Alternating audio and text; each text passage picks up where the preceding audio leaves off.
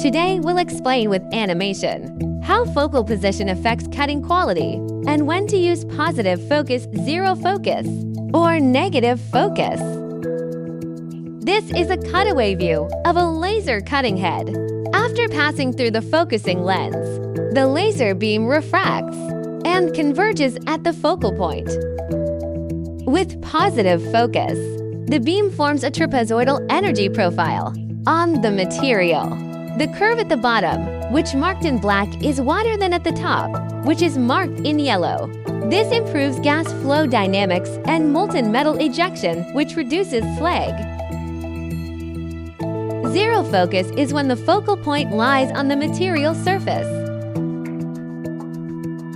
Here, the energy density peaks at the surface. Creating the narrowest curve enables high-speed, high-precision processing with minimal heat-affected zones. Zone focus is best for thin sheets, is less than or equal to 3 millimeters, or precision components cutting. Negative focus is when focal points below material surface. The beam creates an inverted trapezoid profile, where wider curves at the top ensures sufficient energy density at the lower layers. Negative focus prevents slag accumulation on the underside. It is best for nitrogen or air cutting of stainless steel, as well as air cutting of aluminum or galvanized steel. To recap, here's a quick reference table. If you want more tips, stay tuned.